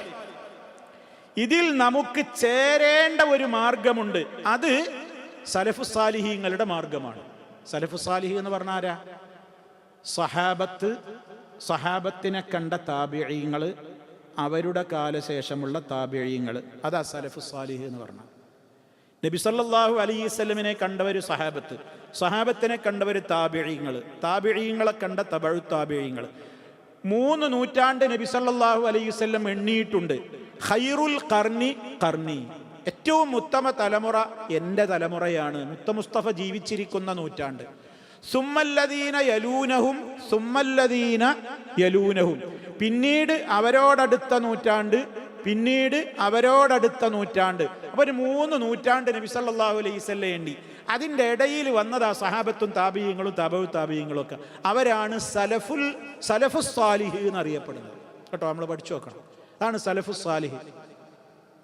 അവരാണ് സലഫു സാലിഹ്. നമ്മൾ മുൻഗാമികൾ വിശ്വസിച്ചതാ വിശ്വസിക്കേണ്ടതെന്ന് പറയുമ്പോൾ നമ്മൾ വേഗം നമ്മളെ 10 കൊല്ലം മുമ്പത്തെ 100 കൊല്ലം മുമ്പത്തെ കേരളത്തിലെ വിശ്വാസം അല്ലെങ്കിൽ 200 കൊല്ലം മുമ്പത്തെ അതിൽക്കല്ല മടക്കേണ്ടത്. സലഫു സാലിഹ് എന്ന് പറയുമ്പോൾ ഉത്തമ തലമുറ എന്ന് മുസ്തഫ സല്ലല്ലാഹു അലൈഹി വസല്ലമ വിശേഷിപ്പിച്ച സഹാബാക്കളുടെ താബിഈങ്ങളുടെ അവരുടെ തലമുറയെയാണ്, അവരെയാണ് നമ്മൾ മനസ്സിൽ കാണേണ്ടത്. അവരാരൊക്കെയാണ്? ഇമാം മാലിക്, 4 മദ്ഹബിന്റെ പണ്ഡിതന്മാരുണ്ട് സഹാബാക്കൾ. അവർക്ക് ശേഷം പിന്നെ ഇമാം മാലിക്, ഔസാഇ, ഇമാം സൗരി, ഇമാം ലൈസ്, ഇമാം ഷാഫിഈ, ഇമാം അഹ്മദ് ബിൻ ഹംബൽ, ഇമാം ഇസ്ഹാഖ് ബിൻ റാഹവൈഹി തുടങ്ങി വഗൈരിഹിം, അവരല്ലാത്ത മിൻ അഇമ്മത്തിൽ മുസ്ലിമീന ഖദീമൻ വഹദീസൻ, പൂർവീകരും ആധുനികരുമായ. ഇബ്നു കസീർ റഹിമഹുല്ലാഹ് 8-ാം നൂറ്റാണ്ടിലാണ് ജീവിക്കുന്നത്. ശൈഖുൽ ഇസ്ലാം ഇബ്നു തൈമിയയുടെ ശിഷ്യനാണ് ആര്? ഇബ്നു കസീർ റഹിമഹുല്ലാഹ്. ഷെയ്ഖുൽ ഇസ്ലാം ഇബ്നു തൈമിയ്യ വഫാത്താകുന്നത് ഹിജ്റ 728-ലാണ്. ഹിജ്റ 728-ലാണ് ഷെയ്ഖുൽ ഇസ്ലാം ഇബ്നു തൈമിയ്യ റഹിമഹുല്ലാ വഫാത്താവുന്നത്. ജയിലിൽ നിന്നാട്ടോ, ജയിലിൽ നിന്നാണ് മഹാനവറുകൾ വഫാത്താകുന്നത്. അദ്ദേഹത്തെപ്പറ്റി ഇല്ലാ കഥകളും നുണക്കഥകളും ഒരുപാട് പ്രചരിപ്പിച്ച് അന്നുണ്ടായിരുന്ന ഭരണകൂടത്തിൻ്റെ മുമ്പിൽ കേസുകൾ പലതവണ കൊടുത്തിട്ട് ഒക്കെ എന്തായിരുന്നു ഈ വിഷയങ്ങളാട്ടോ, ഈ തർക്കമുള്ള വിഷയങ്ങൾ.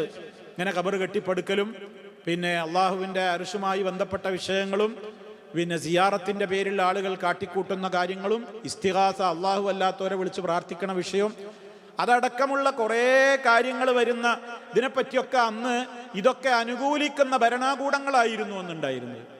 അവരുടെ മുമ്പിൽ പോയിട്ട് ഫിത്തനയും ഫസാദും പറഞ്ഞ് പല തവണ ആരെ ജയിലിലടച്ചിട്ടുണ്ട്? ഷെയ്ഖുൽ ഇസ്ലാമിനെ ജയിലിലടച്ചിട്ടുണ്ട്. ആ ജയിലിൽ കിടക്കുന്ന നേരത്ത് പോലും മഹാനവറുകൾ എഴുതിയിട്ടുള്ള കിതാബുകളുണ്ട്, ജയിലിൽ നിന്ന് എഴുതിയ കിതാബുകളുണ്ട് വാള്യങ്ങളോളം. ഷെയ്ഖുൽ ഇസ്ലാം ഇബ്നു തൈമിയ്യയുടെ മജ്മൂഉ ഫതാവ തന്നെ വാള്യങ്ങളോളമാണ്, ധാരാളം വാള്യങ്ങൾ. തഫ്സീറുണ്ട്, ഹദീസിൻ്റെ ശർഹുകളുണ്ട്, ധാരാളമുണ്ട്. മഹാപണ്ഡിതനാണ്, അബദ്ധങ്ങൾ വരില്ലാന്നൊന്നുമല്ല പറയുന്നത്. പക്ഷേ മഹാപാണ്ഡിത്യത്തിൻ്റെ ഉടമയായിരുന്നു ആര്? ഷെയ്ഖുൽ ഇസ്ലാം ഇബ്നു തൈമിയ്യ റഹിമഹുല്ലാ. അദ്ദേഹത്തിൻ്റെ ശിഷ്യനാണ് തഫ്സീർ എഴുതിയിട്ടുള്ള ഇമാം ഇബ്നു കസീർ. അതേപോലെ തന്നെ ഇബ്നുൽ ഖയ്യിമുൽ ജൗസിയ, ഇബ്നുൽ ഖയ്യിം സാദുൽ മആദ് എന്ന ഗ്രന്ഥം എഴുതിയിട്ടുള്ള ഇബ്നുൽ ഖയ്യിം, അവരൊക്കെ ഷെയ്ഖുൽ ഇസ്ലാം ഇബ്നു തൈമിയ്യയുടെ ശിഷ്യന്മാരാണ്. അദ്ദേഹം ജയിലിൽ കിടന്നിട്ട് അവസാനം ജയിലിൽ വെച്ച് മരിച്ചു. ജയിലിൽ നിന്ന് പിന്നെയും പുറത്തേക്കാക്കും, പിന്നെയും വരി ഇതേ നുണന്നെ പിന്നെയും പറയും. പലവട്ടം ജയിലിലടച്ചു, ഇസ്ലാമിന് വേണ്ടി, വേറൊരു തെറ്റും ചെയ്തിട്ടില്ല. ഇതേപോലെയുള്ള പുത്തൻവാദിയാണെന്ന് പറഞ്ഞാൽ ജയിലിലടച്ചത്. അവസാനം ജയിലിൽ നിന്ന് മരിച്ചു. ജയിലിൽ നിന്ന് മരിച്ചു. പിന്നെ ആ ജനാസയൊക്കെ പുറത്തേക്ക് കൊണ്ടുവന്ന മയ്യത്ത് മറമാടാനും മയ്യത്ത് നിസ്കരിക്കാനും ഒക്കെ കൂടിയ ജനങ്ങളുടെ എണ്ണവും ആധിക്യമൊക്കെ ഇബ്നു ഹജറുൽ അസ്ഖലാനി റഹിമഹുല്ലാ അദ്ദേഹത്തിൻ്റെ ആ ദുററുൽ കാമിന എന്ന് പറയുന്ന ചരിത്ര ഗ്രന്ഥത്തിൽ രേഖപ്പെടുത്തുന്നത്. അത്രക്കും തുല്യതയില്ലാത്ത ലക്ഷങ്ങളാണ് ഒരുമിച്ച് കൂടിയത് ഷെയ്ഖുൽ ഇസ്ലാം ഇബ്നു തൈമിയ്യയുടെ ജനാസക്ക്. അപ്പം അത്രയും പേരുകെട്ട വ്യക്തിത്വമായിരുന്നു എന്നർത്ഥം. അപ്പം ഞാൻ പറഞ്ഞു വരുന്നത്, ശേഷവും പിൽക്കാലത്തുമുള്ള ആധുനികരും മുൻഗാമികളുമായ പണ്ഡിതന്മാർ അവരൊക്കെ പറഞ്ഞ ആ മസ്ലക്കിലേക്കാണ് നമ്മൾ പ്രവേശിക്കേണ്ടത്. ഒരുപാട് അഭിപ്രായം ഉണ്ട് എന്ന് ഇബ്നു കസീർ റഹിമഹുല്ലാ ആദ്യം പറഞ്ഞു വെച്ചു. എല്ലാം കൂടി ഞാൻ ഇവിടെ എഴുതുന്നില്ല എന്നും പറഞ്ഞു. എന്നാൽ എല്ലാം പറയാതെ പോകാൻ പറ്റൂ, ഏതെങ്കിലും ഒന്നും പറയാതെ പോകാൻ പറ്റൂല എന്നൊരു പറഞ്ഞതേതാണ്? നമുക്ക് മുൻഗാമികൾ സ്വീകരിച്ച മാർഗത്തിൽ നിൽക്കലാണ് സുരക്ഷ. അതെന്താന്നാ ഞാൻ പറയാൻ പോകുന്നത്. വഹുവ ഇമ്രാറുഹ, അള്ളാഹുവിൻ്റെ സിഫാത്തുകളെ, ഗുണങ്ങളെ സംബന്ധിച്ച് അതിനെ നമ്മൾ നടത്തലാണ്. എപ്രകാരം മനസ്സിലാക്കലാണ്? കമാ ജാഅത്ത്, വന്നതുപോലെ. എന്താണോ ഖുർആനിൽ വന്നത്, എന്താണോ ഹദീസുകളിൽ അള്ളാഹിനെ പറ്റി പഠിപ്പിച്ചിട്ടുള്ളത്, അതുപോലെ നമ്മളാണ് വിശ്വസിക്കുക. അതുപോലെ എന്ന് പറയുമ്പോൾ ഇനി ശ്രദ്ധിക്കുക, മിൻ ഗൈരി തക്യീഫിൻ, ഒരു രൂപവും കൊടുക്കരുത്. നമ്മളൊരു കൈഫിയത്ത് പറയരുത്. കൈഫ ചോദിക്കാനോ പറയാനോ വിശദീകരിക്കാനോ ഒന്നും പാടില്ല. അല്ലാഹു തആലാന്റെ എന്ത് പറയുമ്പോഴും അത് ഏതെങ്കിലും ഒരു സൃഷ്ടിയുടേതുപോലെ ഒരിക്കലും ആവില്ല. അതുകൊണ്ട് മിൻ ഗൈരി തക്യീഫിൻ, കൈഫിയത്ത് പറയരുത്, രൂപം പറയരുത്. വലാ തശ്ബീഹിൻ, സാദൃശ്യവും പറയരുത്. ഇന്നൊന്നിനെ പോലെ എന്നും പറയാൻ പാടില്ല, കോലവും പറയാൻ പാടില്ല, പോലെ എന്നും പറയാൻ പാടില്ല. പിന്നെ വലാ തഅ്തീലിൻ, തഅ്തീൽ എന്ന് പറഞ്ഞാൽ നിഷേധമാണ്, അങ്ങനെ ഇല്ല എന്ന് പറയാം. അതൊന്നും അള്ളാഹിനെ പറ്റി പറയാൻ പറ്റൂല. അങ്ങനെ അർശുണ്ടെന്നും അർശുമ്മ കയറി അവൻ അർശന്മേൽ ആരോഹണം ചെയ്തെന്നൊന്നും പറയാൻ പാടില്ല. അതൊക്കെ സൃഷ്ടികളുടെ പരിപാടിയല്ലേ. ഇറങ്ങുക, കയറുക, കയ്യ്, അതൊക്കെ അപ്പം വരിക, പിന്നെ ചിരിക്കുക, അതൊക്കെ സൃഷ്ടികളല്ലേ. അതുകൊണ്ട് അങ്ങനെയൊന്നുമില്ല. അതാണ് ഇവിടെ അശ്ശരികളും നമ്മുടെ നാട്ടിലുള്ള സമസ്തക്കാരൊക്കെ അശ്ശരികളാണ്. അശ്ശരികള്, മാത്തുരീദികൾ പറയുമ്പോൾ കുറേ കാര്യങ്ങൾ നമ്മൾ സാവകാശം പറയേണ്ടതുണ്ട്. നമ്മുടെ നാട്ടിലൊക്കെ മഹല്ലിൽ മെമ്പർഷിപ്പ് കിട്ടണം എന്നുണ്ടെങ്കിൽ പള്ളി മഹല്ല് കമ്മിറ്റി ഒരു മെമ്മോറാണ്ടം, ഒരു ഫോം തയ്യാറാക്കിയിട്ടുണ്ട്. ആ ഫോമിൽ ഒപ്പിട്ട് അംഗീകരിക്കുന്നവർക്ക് മാത്രമേ ആ മഹല്ലിലെ മെമ്പർഷിപ്പ് കൊടുക്കുള്ളൂ. നമ്മൾ കേരളത്തിലെ എല്ലാ സമസ്ത മഹല്ലുകളിലും ഉണ്ട്. അതിലവർ പറയുന്ന ഒന്നാമത്തെ ചട്ടം എന്താണ്? വിശ്വാസപരമായി രണ്ടാലൊരു മദ്ഹബും. അതായത് രണ്ടാലൊരു മദ്ഹബ്, അശ്ശരി മദ്ഹബ്, മാതുരീദികൾ എന്ന് പറഞ്ഞിട്ടൊരു വിഭാഗമുണ്ട്. ഒന്ന് അശ്അരികൾ, ഒന്ന് മാതുരീദികൾ. മാതുരീദി മദ്ഹബോ അശ്അരി മദ്ഹബോ രണ്ടിലേതെങ്കിലും ഒരു മദ്ഹബ് ഏതിൽ സ്വീകരിക്കണം? വിശ്വാസത്തിൽ. വേറുള്ള ഒന്നും സ്വീകരിക്കൂല. അവർക്ക് ഇവിടെ മഹല്ലിൽ മെമ്പർഷിപ്പ് കൊടുക്കൂല. നമ്മളത് രണ്ടിലും പെടൂല. നമ്മളെ അശ്ശരികളും അല്ല, മാതുരീദുകളും അല്ല, നമ്മൾ അള്ളാഹുവിൻ്റെ റസൂൽ പഠിപ്പിച്ച ഈ സലഫുകൾ പഠിപ്പിച്ച അഖീദയിലുള്ള ആൾക്കാരാണ്. ഇനി അടുത്തതെന്താ? വിശ്വാസപരമായി രണ്ടാലൊരു മദ്ഹബും കർമ്മപരമായി നാലാലൊരു മദ്ഹബിലും. അതേതാ? ഹനഫി, മാലിക്കി, ഷാഫിഈ, ഹംബലി. അങ്ങനെ നാലിൽ ഏതെങ്കിലും ഒരു മദ്ഹബിൽ മുഖല്ലിദാവണം. അങ്ങനെയുള്ള ആളുകൾക്കുമല്ലാതെ ഈ മഹല്ലിൽ മെമ്പർഷിപ്പ് നൽകുന്നതല്ല. അപ്പൊ നമ്മളും ഏതല്ല, അവര് പറയുന്ന അർത്ഥത്തിൽ നമ്മൾ ഷാഫിഈകളല്ല. കേരളത്തിൽ ഇപ്പോൾ അധികവും ഷാഫി മദ്ഹബാണ്. പിന്നെ പാലക്കാട്, കോട്ടയം ഏരിയകളിലൊക്കെ ഉള്ളത് ഹനഫികളുമാണ്. അങ്ങനെ രണ്ട് മദ്ഹബാണ് കേരളത്തിലുള്ളത്. ന്യൂനപക്ഷമാണ് ഹനഫികൾ, ഭൂരിപക്ഷമാണ് ഷാഫികൾ. ഇതിൻ്റെയൊക്കെ ഇടയിൽ സുരക്ഷയുള്ള മാർഗം ഏതാണ്? നമ്മൾ ഈ പറയുന്ന വീക്ഷണം സ്വീകരിച്ച ആളുകൾ, മുൻഗാമികളെ സ്വീകരിച്ച ആളുകൾ വളരെ കുറവാണ്. പലരും അതിനെ, ഇപ്പം നമ്മുടെ നാട്ടിലെ അശ്ശരികളൊന്നും ഈ അർശിസ്തവ എന്ന് പറഞ്ഞാൽ അവർ അർശിന്മേൽ അല്ലാഹു തആല ആരോഹണം ചെയ്തു എന്ന് പറയാൻ പറ്റൂല എന്നാണ് പറയുന്നത്. പിന്നെ അവരെന്ത് ചെയ്യും?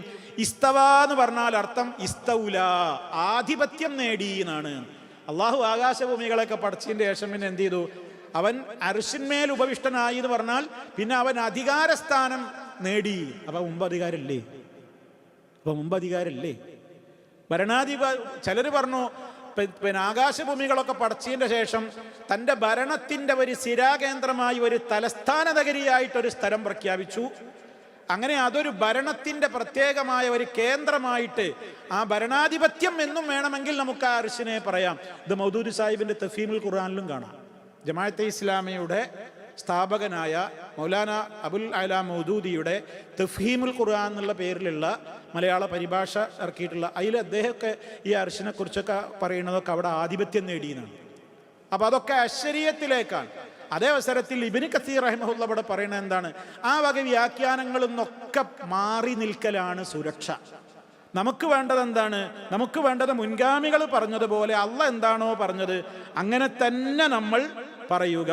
നമ്മളതിനെ വ്യാഖ്യാനിക്കാനും പോണ്ട, നമ്മളതിനെ മറ്റൊന്നിനോട് സാദൃശ്യപ്പെടുത്താനും പോണ്ട, അങ്ങനെ ഒന്നില്ല എന്ന് പറയാനും പോകരുത്. ഇനി ശ്രദ്ധിക്കുക, അദ്ദേഹം പറയുന്നത് പ്രത്യേകം നോട്ട് ചെയ്യുക. വല്ലാഹിറുൽ മുതബാദിറു ഇലാ അദ്ഹാനിൽ മുശബ്ബിഹീന മൻഫിയുൻ അനില്ലാഹ്. അള്ളാഹുവിനെ സംബന്ധിച്ച് നമ്മൾ എന്തെങ്കിലും ഒന്ന് കേൾക്കുമ്പോഴേക്ക് അള്ളാഹുവിനെ ഏതെങ്കിലും ഒന്നിനോട് സാദൃശ്യം മനസ്സിൽ തോന്നുന്നതിനെ പറ്റി അള്ളാഹു അതിൽ നിന്നൊക്കെ ഒഴിവാണ്. നമ്മൾ അള്ളാഹിനെ പറ്റി അങ്ങനെ ഒന്നും വിചാരിക്കാനേ പാടില്ല. അങ്ങനെ ഉണ്ട് നമ്മളെപ്പറ്റി ആളുകൾ അങ്ങനെയാണ്. നമ്മളെ മുശബ്ബിഹത്ത് എന്നാണ് പറയുന്നത്. നമ്മളെക്കുറിച്ച് എതിരീഭാഗം പറയാൻ എന്താണ്? നമ്മൾ മുശബ്ബിഹത്താണ് എന്ന് പറഞ്ഞാൽ അള്ളാഹുവിനെ മറ്റുള്ളവരോട് സാദൃശ്യപ്പെടുത്തുന്നവരാണ് നമ്മൾ. മഅദല്ലാ, നമ്മൾ അള്ളാഹിനെ സാദൃശ്യപ്പെടുത്തുന്നവരല്ല. ഇനി നമ്മളെ പേരിൽ വേറൊരു ആരോപണമുണ്ട്, മുജസ്സിമത്താണ്. ഖുർആനിലുണ്ടോ? ഉള്ളത് പറയും, ഇല്ലാത്തത് പറയില്ല. അതാണ് നമ്മുടെ സുരക്ഷിതമായ മാർഗം എന്നാണ് ഇബ്നു കസീർ റഹിമഹുല്ലാ പറയുന്നത്. എന്നിട്ട് അദ്ദേഹം പറയുന്നത് ലൈസ കമിസ്ലിഹി ഷൈഉൻ.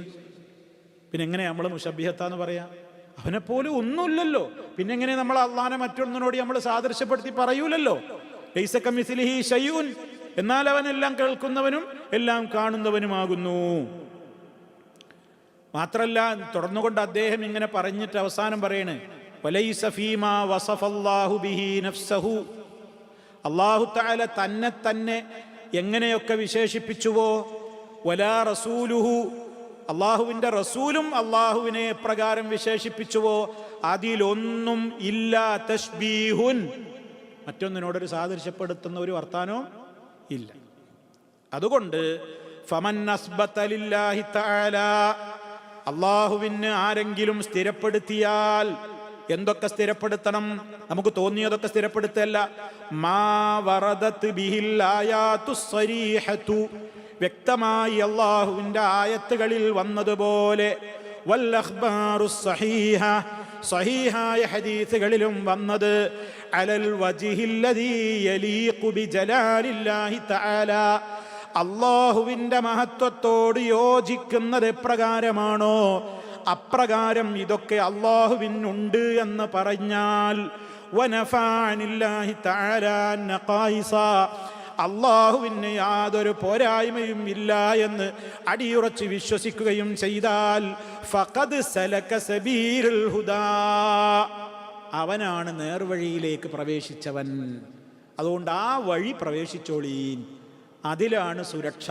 ഈ കാര്യങ്ങളൊക്കെ വിശദീകരിച്ചിട്ട് നമ്മുടെ മുഹമ്മദ് അമാനി മൗലവി, നമ്മളെ ഖുർആൻ പരിഭാഷ എഴുതിയ അമാനി മൗലവി ഇബ്നു കസീറിൻ്റെ ഈ ഉദ്ധരണി പറഞ്ഞിട്ട് പറയണേ, പൂർവീകരായ പല വ്യാഖ്യാനങ്ങളും അദ്ദേഹം ഇങ്ങനെ പറഞ്ഞിട്ട് പറയണേ, പൂർവീകരായ സലഫുകളുടെ ആ വ്യാഖ്യാനത്തെ ഒതുങ്ങി നിൽക്കലാണ് നമുക്ക് സമ്പൂർണമായതും സുരക്ഷിതത്വമുള്ളതും എന്ന് പറഞ്ഞിട്ട് അദ്ദേഹം ആ വ്യാഖ്യാനം അവസാനിപ്പിച്ചു. അദ്ദേഹം വിശദമായി പറയണതിനാരോ ഇതൊക്കെ ആദ്യം കേൾക്കുന്നവരുണ്ടാവും. നമ്മളെപ്പറ്റി ഉള്ള ധാരണയാണ്, വരെ അള്ളാഹ് എന്ന് പറഞ്ഞാൽ ഇങ്ങനെ എന്നും ഇങ്ങനെ ഇറങ്ങി വരും, എന്നിട്ട് ഫയൽ ഒപ്പിട്ടിട്ട് കേസൊക്കെ നോപ്പടിച്ചിട്ട് പിന്നെ മേലൊക്കെ തന്നെ കയറിപ്പോകും. അപ്പോൾ ഒരു യുക്തിവാദിയായൊരു മാഷോട് ചോദിച്ചു, അപ്പോൾ ലോകത്ത് ഇങ്ങനെ ഇറങ്ങും കയറുമൊക്കെ ചെയ്യുമ്പോൾ എല്ലാ നാടുകളിലും വ്യത്യസ്ത സമയങ്ങളിലല്ലേ രാത്രി വരിക, അപ്പം ഏത് രാത്രിയിലാ അള്ള ഇറങ്ങുക? അപ്പോൾ ഓരോ നാട്ടുകാർക്കും ഇങ്ങനെ കിട്ടാൻ വേണ്ടിയിട്ട് അള്ള ഇങ്ങനെ ഇറങ്ങുന്ന, അപ്പം പിന്നെ അള്ളാഹ്ക്ക് ഇറങ്ങാനല്ലേ ഒഴിവുണ്ടാവുള്ളൂ, കയറാൻ നേരം ഉണ്ടാവില്ലല്ലോ. ഈ സംശയമൊക്കെ വരുന്നത് എന്തുകൊണ്ടാ? അള്ളാന്ന് കേൾക്കുമ്പോഴേക്ക് മൂപ്പര് ഓർമ്മ വരികയാണ്. ഇങ്ങനെയൊക്കെ അള്ളാഹിനെ പരിഹസിക്കുന്ന ഒരു ടീമാണ് നമ്മുടെ നാട്ടിലെ ഈ പിഴച്ചുപോയ അശ്വരികൾ. അവരുടെ വിശ്വാസം വളരെ പിഴവില്ല. അപ്പം ആ രൂപത്തിലാണ് അവർ വിശ്വസിക്കുന്നത്. ഇബ്നു കസീർ റഹിമഹുല്ലാഹ് പറയുന്നത് നോക്കൂ നിങ്ങൾ. അദ്ദേഹം പറയാണ്, നമുക്ക് സുരക്ഷയുള്ള മാർഗം ഇതാണ്. മുൻഗാമികളൊക്കെ ഇങ്ങനെ ചെയ്തത്. അവരാരും ഇതിനെ ചോദ്യം ചെയ്തിട്ടില്ല, അവരാരും ഇതിനെ പരിഹസിച്ചിട്ടില്ല. അപ്പം ഞാൻ അവസാനം പറഞ്ഞ വാചകങ്ങൾ മറക്കരുത് കേട്ടോ. ഇബ്നു കസീർ റഹിമഹുല്ലാഹയുടെ ആ വാചകം നമ്മൾ മനസ്സിൽ കൊത്തിവെക്കണം. അദ്ദേഹം പറയാണ്, അള്ളാഹു അവനെക്കുറിച്ചും നബി സല്ലല്ലാഹു അലൈഹി വസല്ലമ അള്ളാഹുവിനെ കുറിച്ചും പഠിപ്പിച്ച് തന്നത് എപ്രകാരമാണോ അപ്രകാരം അള്ളാഹുവിന് യോജിക്കുന്ന നിലക്ക് അതൊക്കെ ഉണ്ട് എന്ന് നമ്മൾ വിശ്വസിക്കലാണ് സുരക്ഷിതമായ വിശ്വാസം. എല്ലാ പോരായ്മകളിലൊന്നും എൻ്റെ റബ്ബ് സുബ്ഹാനല്ലാഹ് മഹാപരിശുദ്ധനാണ് എന്ന് പറയലുമാണ് നമ്മുടെ വിശ്വാസം. ആ വിശ്വാസത്തിൽ നിന്ന് തെറ്റാതെ ആര് മുന്നോട്ട് പോകുന്നുവോ ഫഖദ് സലക സബീലൽ ഹുദാ, അവൻ ഹിദായത്തിന്റെ മാർഗത്തിൽ സരണിയിൽ പ്രവേശിച്ചിരിക്കുന്നു. അപ്പോൾ സഹോദരങ്ങൾ, നമ്മൾ ആലോചിച്ച് നോക്കണം, ഇതാണ് ഈ വിഷയത്തിൽ. അപ്പോൾ അർശിനെ സംബന്ധിച്ചിടത്തോളം ഇനി അർശിനെ സംബന്ധിച്ച് നമ്മൾ മനസ്സിലാക്കിയിരിക്കേണ്ട വേറെ ചില കാര്യങ്ങളുടെ സുഹൃത്തുക്കളെ, ഞാൻ നേരത്തെ പറഞ്ഞല്ലോ, അള്ളാഹുവിൻ്റെ അർശ് എന്ന് പറയുന്നത് ഒരു ആലങ്കാരിക പ്രയോഗമൊന്നുമല്ല. ഈ വ്യാഖ്യാനിക്കുന്നവരങ്ങനെയാണത്, ആ രൂപത്തിലാണ് അതിനെ കാണുന്നത്. എന്നാൽ അള്ളാഹുവിൻ്റെ അർശിൻ്റെ മുമ്പിൽ നിത്യവും സുജൂദ് ചെയ്യുന്നുണ്ട് സൂര്യൻ എന്ന് ഹദീസിലുണ്ട്. ഇമാം ബുഖാരി റിപ്പോർട്ട് ചെയ്ത ഹദീസിൽ കാണാൻ സാധിക്കും. എല്ലാ ദിവസവും സൂര്യൻ പോയിട്ട് അള്ളാഹുവിൻ്റെ അർശിന് മുമ്പിൽ എന്ത് ചെയ്യുന്നുണ്ട്? സുജൂദ് ചെയ്യുന്നുണ്ട്. അത് പറയുമ്പോഴേക്ക് നമ്മളെ സുജൂദ് കാണണ്ട. അതിപ്പോൾ ആകാശഭൂമികളിലുള്ളത് മുഴുവനും അള്ളാഹുവിന് സുജൂദ് ചെയ്യുന്നു എന്ന് ഖുർആനിലില്ലേ? അലം തറ അന്നല്ലാഹ യസ്ജുദു മൻ ഫി സമാവാതി വ മൻ ഫിൽ അർളി എന്നാ പറയുന്നത്. എല്ലാം അള്ളാഹ്ക്ക് സുജൂദ് ചെയ്യുന്നുണ്ട്. അതുപോലെ തന്നെ മഹാനായ സഅദ് ഇബ്നു മുആദ് റളിയല്ലാഹു തആല അൻഹു, അദ്ദേഹം വഫാത്തായപ്പോൾ അദ്ദേഹത്തിന് ഖന്തഖിൽ വെച്ച് ഒരു വെട്ടേറ്റ് അദ്ദേഹത്തിന് കാലിൽ വലിയൊരു മുറിവ് പറ്റി. ആ മുറിവ് പറ്റിയിട്ട് രക്തം വാർന്നിട്ട് അദ്ദേഹം ഒരു മാസം കഴിഞ്ഞിട്ട് ഷഹീദായി. ആ സഅദ് റളിയല്ലാഹു തആല അൻഹു വഫാത്തായപ്പോൾ അദ്ദേഹത്തിൻ്റെ ജനാസ അങ്ങനെ കൊണ്ടുവന്ന് മുമ്പിൽ വെച്ചിട്ട് അള്ളാഹുവിൻ്റെ റസൂൽ സല്ലല്ലാഹു അലൈഹി വസല്ലം പറഞ്ഞൊരു വർത്താനുണ്ട്, ഇഹ്തസ്സലഹാ അർശുർ റഹ്മാൻ, ഇഹ്തസ്സലഹാ അർശുർ റഹ്മാൻ, റഹ്മാനായ റബ്ബിൻ്റെ സിംഹാസനം കുലുങ്ങിയെന്നാണ്. ആരുടെ മരണവാർത്ത കേട്ടിട്ട്? സഅദ് റളിയല്ലാഹുവിന് വേണ്ടി അർശ് കുലുങ്ങി. അത് വിശദീകരിക്കുന്നിടത്ത് പണ്ഡിതന്മാർ പറയുന്നുണ്ട്, വദാലിക ഇസ്തിബ്ശാറൻ വഫറഹൻ ബിഖുദൂമി റൂഹി സഅദ്, സഅദ് റളിയല്ലാഹു അൻഹുവിന്റെ ആത്മാവ് മുകളിലേക്ക് കയറി വരുന്ന സന്തോഷം കൊണ്ട് അർശ് കുലുങ്ങി. അർശിന് വലിയ സന്തോഷം തോന്നി. നിങ്ങൾ ആലോചിച്ച് നോക്കൂ. അപ്പൊ ആ നില അതിന്റെ അർത്ഥം എന്താണ്? മാത്രല്ല, അർശ് ഒരു വസ്തു തന്നെയാണ്. അർശ് ഇന്നും വഹിച്ചുകൊണ്ടിരിക്കുന്ന മലക്കുകളുണ്ട്. വതറൽ മലായികത ഹാഫീന ഹൗലൽ അർശി യുസബ്ബിഹൂന ബിഹംദി റബ്ബിഹിം എന്നൊക്കെ പറയുന്നുണ്ട്. അതുപോലെ തന്നെ അല്ലദീന യഹ്മിലൂനൽ അർശ വമൻ ഹൗലഹു, അർശിനെ വഹിക്കുന്ന മലക്കുകൾ. ഇനി നാളെ പരലോകത്ത് അത് വഹിച്ചുകൊണ്ട് നിൽക്കുന്ന മലക്കുകളെ കുറിച്ച് പറയുന്നുണ്ട്, വയഹ്മിലു അർശ റബ്ബിക ഫൗഖഹും യൗമയിദിൻ സമാനിയ. 8 മലക്കുകൾ എന്നാണ്. 8 മലക്കുകൾ എന്ന് പറഞ്ഞാൽ 8 മലക്കുകൾ തന്നെയാണോ അതോ 8 വിഭാഗം ടീമാണോ 8 അണികളാണോ ഒന്നും നമുക്ക് പറയാറിയില്ല. അല്ലാഹു തആല 8 എന്ന് പറഞ്ഞു. ആ മലക്കുകളുടെയൊക്കെ വലിപ്പം പറഞ്ഞാൽ നമുക്ക് ഒരിക്കലും ഉൾക്കൊള്ളാൻ കഴിയില്ല. പക്ഷെ ഉൾക്കൊള്ളാറെ നിവൃത്തിയില്ല. അള്ളാഹിൻ്റെ റസൂലിന് തന്നെ അറിയാം അത് കേൾക്കുമ്പോൾ ആൾക്കാർക്ക് ഉൾക്കൊള്ളാൻ കഴിയില്ല. അതുകൊണ്ട് ആ ഹദീസ് നമുക്ക് പറഞ്ഞു തന്ന രൂപം തന്നെ നിങ്ങൾ ശ്രദ്ധിക്കണം കേട്ടോ. ആ ഹദീസ് കേൾക്കുമ്പോൾ അള്ളാഹിൻ്റെ റസൂൽ പറയുന്നു, ഉദിനലി എനിക്ക് അനുവാദം നൽകപ്പെട്ടിരിക്കുന്നു എന്ന് പറഞ്ഞാൽ അള്ളാഹിനോട് പ്രത്യേകം പറഞ്ഞു അൻ നുഹദ്ദിസ ഞങ്ങൾക്ക് പറഞ്ഞു തരാൻ അൻ മലക്കിൻ മിൻ മലായികത്തില്ലാഹി മിൻ ഹമലത്തിൽ അർശി അർശിന്റെ വാഹകരായ മലക്കുകളിൽ നിന്നുള്ള ഒരു മലക്കിനെ കുറിച്ച് ഞാൻ നിങ്ങൾക്ക് പറഞ്ഞു തരാൻ എനിക്ക് പ്രത്യേക അനുവാദം കിട്ടിയിരിക്കുന്നു. അള്ളാഹിനോട് പറഞ്ഞിട്ട് ഇതാപ്പങ്ങളോട് പറയണേ, നിങ്ങൾക്ക് ഉൾക്കൊള്ളാൻ കഴിയൊന്നുമില്ല, പക്ഷെ നിങ്ങൾ ഉൾക്കൊണ്ടേ പറ്റൂ. എന്താണ്? ഇന്നമാ ബൈന ശഹ്മത്തി ഉദ്നിഹി ഇലാ ആതിഖിഹി, ആ മലക്കിന്റെ ചെവിത്തൊട്ടി മുതൽക്ക് ചുമല് വരേക്കുള്ള മസാഫത്ത്, ദൂരം. നമുക്കിപ്പോൾ ഇവിടുന്ന് എത്രയുള്ളത്? ഇവിടെ തന്നെ വിരലുകൊണ്ട് ഇങ്ങനെ അങ്ങ് കാണിക്കല്ലേ. നബി സല്ലല്ലാഹു അലൈഹി വസല്ലം പറയുന്നു മസീറത്തു 700 ആമിൻ. എത്രയത്?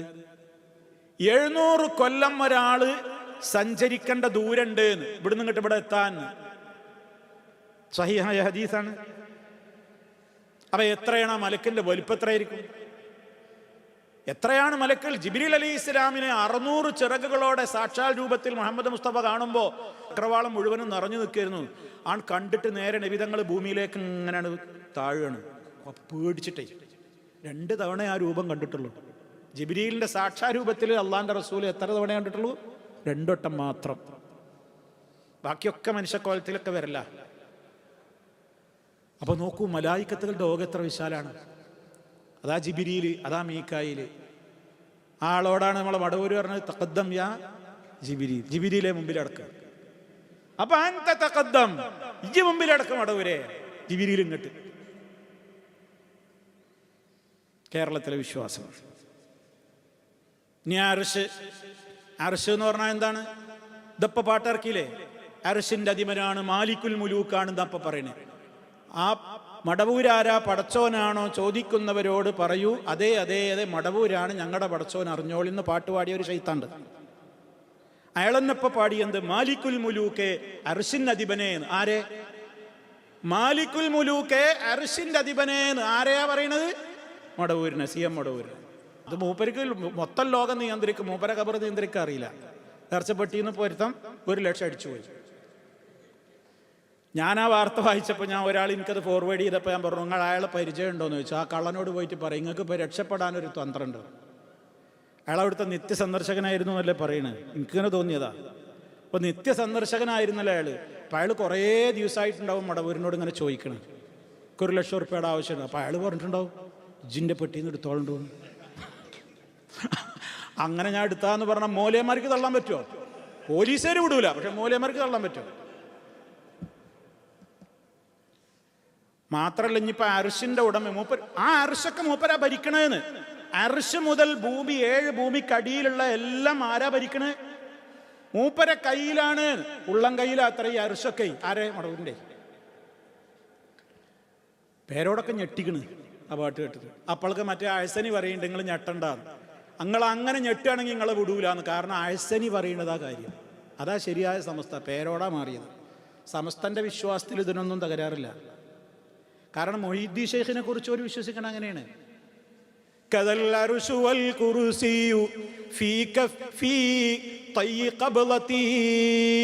മൊഹീദ്ദീൻ ശൈഖ് അതാ പറഞ്ഞെന്നാ പറയുന്നത്.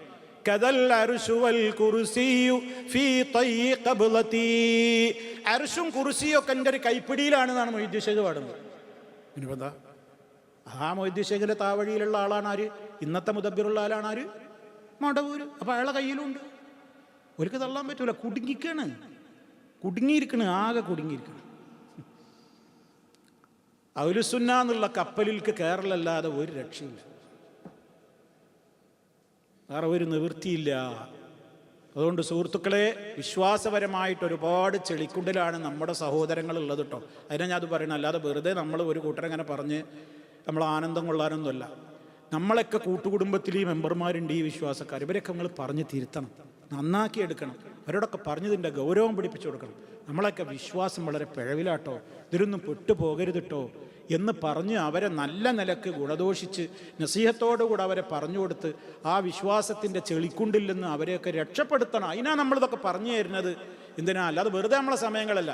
നിങ്ങളിതൊക്കെ പഠിച്ചു വെക്കണം. എന്തിനാണ്? നിങ്ങൾ നാട്ടിലൊക്കെ പോകുമ്പോഴോ ഇനി ഇവിടുന്ന് തന്നെയോ ഇത്തരത്തിലുള്ള ആളുകളെയൊക്കെ കാണുമ്പോൾ അവരോടൊക്കെ നിങ്ങൾ പറഞ്ഞു കൊടുക്കണം. നിങ്ങൾ വലിയ അപകടത്തിലാട്ടോ, ഞങ്ങളെ കുറ്റം പറയില്ല, ഇങ്ങനെയൊക്കെ നമ്മൾ മരിച്ചു പോയാൽ നമ്മളെന്താ ചെയ്യുക? ഇങ്ങനെയൊക്കെ നമുക്ക് വിശ്വസിക്കാൻ പറ്റുമോ? എന്താ ഈ പറയണത്? അർശിൻ്റെ ഉടമയെന്ന് വരെ പറഞ്ഞില്ലേ, മാലിക്കുൽ മുലൂക്കാണെന്ന് വരെ പറഞ്ഞില്ലേ, പടച്ചോനാന്ന് പറഞ്ഞില്ലേ. അതിനൊക്കെ ആൾക്കാരില്ലേ? അതിനൊക്കെ അംഗീകരിക്കാൻ ആൾക്കാരില്ലേ? അതുകൊണ്ട് സുഹൃത്തുക്കളെ, ഈ ഒരു വിശ്വാസം അല്ലാഹു സുബ്ഹാനഹു വ തആല കേടുകൂടാതെ നമ്മുടെ ഖൽബിൽ ഇങ്ങനെ നിലനിർത്തി തരുമാറാകട്ടെ. നമ്മളെപ്പോഴും ദുആ ചെയ്യണം, യാ മുഖല്ലിബൽ ഖുലൂബ് സബ്ബിത്ത് ഖൽബി അലാ ദീനിക. അതുകൊണ്ട് തന്നെ അല്ലാഹു സുബ്ഹാനഹു വ തആലയുടെ അർശും കുർസിയും ഒക്കെ വലിയ മഹത്വമുള്ളതാണ്. അതിനെ വിശ്വസിക്കേണ്ട നിലക്ക് നമ്മൾ വിശ്വസിക്കുക. അതൊക്കെ ഓരോ മഹത്വങ്ങളുള്ള വലിയ കാര്യങ്ങൾ അറിയുമ്പോഴും നമ്മൾ മനസ്സിലാക്കേണ്ടത് എന്താണ്? അതിനെയും പടച്ചോനല്ലേ ആര്? അപ്പോൾ അള്ളാഹുടെ ഒരു മഹത്വം എത്രയാണ്? അപ്പോൾ അള്ളാഹ് എത്ര കുതിരത്തുള്ളവനാണ്. ആ റബ്ബിനെ നമ്മൾ എത്രത്തോളം ഭയപ്പെടണം, ബഹുമാനിക്കണം, സ്നേഹിക്കണം. അവൻ്റെ കൽപ്പന നമ്മൾ കാറ്റിപ്പറത്തരുത്, അവൻ്റെ കൽപ്പനയെ നമ്മൾ പുറകോട്ട് വലിച്ചെറിയരുത്. അത്രത്തോളം മഹാനായ റബ്ബിനെ നമ്മളെങ്ങനെയാണ് നമ്മൾ ധിക്കരിക്കുക? നമുക്ക് എങ്ങനെ അതിന് പറ്റുമോ? എത്രയേ നമ്മളെ റബ്ബ് നമ്മളോടുള്ള വാത്സല്യം, എത്രയാവൻ നമുക്ക് നിഅമത്ത് ചെയ്തു തരുന്നത്, എന്തൊക്കെയോ അവൻ നമുക്ക് ചെയ്തു തരുന്ന കാരുണ്യങ്ങൾ എന്നൊക്കെ ഓർക്കുമ്പോൾ നമുക്ക് നന്മകൾ കൂടുതൽ ചെയ്യാൻ തോന്നും. കാരണം അള്ളാഹനെ നല്ല ഇഷ്ടാവും, നല്ലോണം ഇഷ്ടാവും. അതാ മഹബത്ത് എന്ന് പറയണം. അള്ളാഹിനോട് നല്ല മഹബത്ത് വരുമ്പോൾ നമ്മൾ കൂടുതൽ സൽക്കർമ്മം ചെയ്യും. നമുക്കൊരാളോട് ഇഷ്ടാവുമ്പോൾ അയാൾക്ക് ഇഷ്ടമുള്ളതൊക്കെ ചെയ്യാൻ നല്ലോണം തോന്നുമല്ലോ, അങ്ങനെയാണല്ലോ. അപ്പോൾ അള്ളാഹിനെ നമ്മൾ നല്ല ഇഷ്ടപ്പെടുക, അള്ളാഹിൻ്റെ റസൂലിനെ ഇഷ്ടപ്പെടുക. അപ്പോൾ നമുക്ക് അള്ളാഹുവിൻ്റെ ഭാഗത്ത് നിന്ന് ഏറ്റവും നല്ല രൂപത്തിലുള്ള പാപമോചനവും ജന്നത്തൊക്കെ തരും എന്നാണ് അള്ളാഹു തആല ഓഫർ ചെയ്തിട്ടുള്ളത്. അള്ളാഹു സുബ്ഹാനഹു വ തആല നമുക്കതിന് തൗഫീഖ് പ്രദാനം ചെയ്യുമാറാകട്ടെ. എല്ലാ പാപങ്ങളും അള്ളാഹു തആല പുറത്തു തരുമാറാകട്ടെ. അതിന് ശേഷമുള്ള ഭാഗം ഇൻഷാ അല്ലാഹ് അടുത്ത ക്ലാസ്സിലെ ആയത്തുകളോടൊപ്പം വിശദീകരിക്കാം. അള്ളാഹു സുബ്ഹാനഹു വ തആല നേരറിവ് പ്രദാനം ചെയ്യുമാറാകട്ടെ. റബ്ബനാ തഖബ്ബൽ മിന്നാ ഇന്നക അൻതസ് സമീഉൽ അലീം വൽഹംദുലില്ലാഹി റബ്ബിൽ ആലമീൻ. പല ആളുകളും ബന്ധപ്പെട്ട നമ്മുടെ പല സുഹൃത്തുക്കളും പല പരിചയമുള്ളവരും അല്ലാത്തവരൊക്കെ ആസ്പത്രികളിൽ അഡ്മിറ്റായവരും അതുപോലെ തന്നെ വിവിധ രോഗങ്ങൾ കൊണ്ട് കഷ്ടപ്പെടുന്നവരുമുണ്ട്. ഈ സദസ്സിൽ വെച്ച് ദുആ ചെയ്യണമെന്ന് പലരും ആവശ്യപ്പെട്ടവരുണ്ട്. അല്ലാഹു സുബ്ഹാനഹു വ തആല നമ്മുടെ ദുആക്ക് ഇജാബത്ത് നൽകുമാറാകട്ടെ. എല്ലാ അർത്ഥത്തിലും രോഗങ്ങൾ കൊണ്ട് കഷ്ടപ്പെടുന്ന ആരൊക്കെയുണ്ടോ ഈ സദസ്സിലുള്ളവരാവട്ടെ അല്ലാത്തവരാകട്ടെ, റഹ്മാനായ റബ്ബ് മാരകമായ എല്ലാ രോഗങ്ങളിൽ നിന്നും നമ്മളെ എല്ലാവരെയും കാത്ത് രക്ഷിക്കുമാറാകട്ടെ. നമ്മിലെ രോഗികൾക്ക് അല്ലാഹു പരിപൂർണമായും ശിഫ നൽകുമാറാകട്ടെ. നമ്മളിൽ നിന്ന് മരണപ്പെട്ടു പോയവർക്ക് മഗ്ഫിറത്തും റഹ്മത്തും നൽകി അനുഗ്രഹിക്കുമാറാകട്ടെ. ربنا تقبل منا إنك أنت السميع العليم سبحانك اللهم وبحمدك أشهد أن لا إله إلا أنت أستغفرك وأتوب إليك.